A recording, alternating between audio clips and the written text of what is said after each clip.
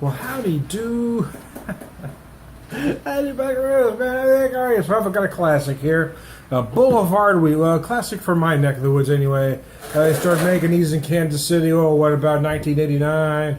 14 IBUs. They don't list the ABV on the bottle, but I believe it's 4.4%, if memory serves.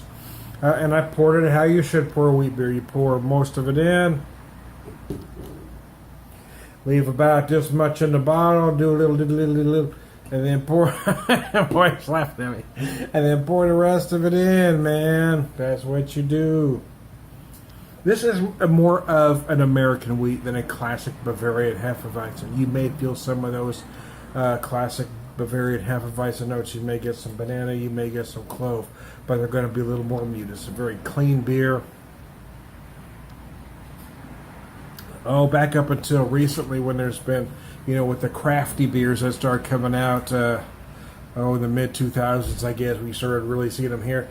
Boulevard, we seem to be everybody's go-to around here, you know what I mean? It was in all the bars, restaurants, casual dining chains. It seemed like every macro drinker, when they stepped out on the town and wanted something big or wanted something special, they'd order a Boulevard wheat, like in the 70s when folks would order a Michelob, Nights were made for Michelob. That's kind of what Boulevard wheat was around these neck of the woods.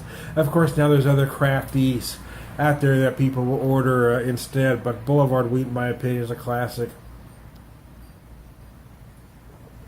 A lot of folks might consider it an average beer now or a meh beer. I do not, and the reason being is it is what it is. I mean, it is perfect within its style. So if you do the style justice, you can never be an average beer, in my opinion. Now, just because you want everything to be an IPA or a sour or this or that doesn't mean this is an average beer, because you don't get it, and that's what irritates me. You got so many folks calling something an average beer just because they don't understand it. Now, just because you don't get it doesn't mean it's an average beer. Just because there are so many different varieties available now doesn't make this an average beer. If a beer does its style justice, if it is quality, it is never an average beer, in my opinion, and it should be yours too. Or you're wrong. Anyways, I digress. Don't be a peckerwood, man. Don't try to piss on somebody's parade. Don't call a beer an average just because it's not one of your favorites. No, it's a quality craft beer. It doesn't have to be one of your favorites, but don't call it average just because you're not smart enough to get it. Boulevard does a lot of quality beers. They have for a long time.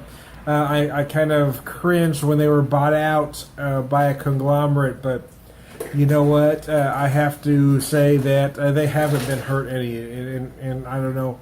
I think it's possible they may have picked up a step. They may have been afforded avenues that they didn't have before.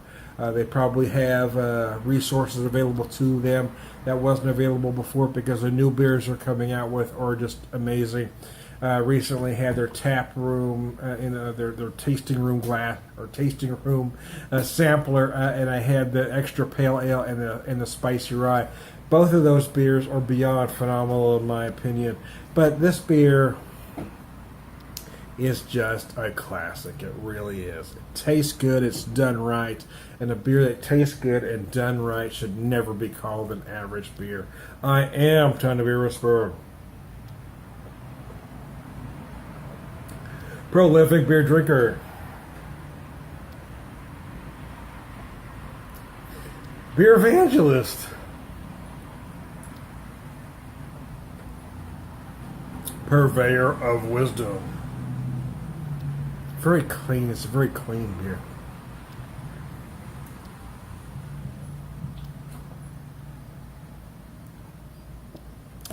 And all around good guy. Quite frankly, I'm surprised they haven't tried to do a version of this with raspberry or blueberry, because it seems like that's what everybody's doing these days, a raspberry or blueberry wheat. So there you go. Hey, you have a good one. That was damn tasty.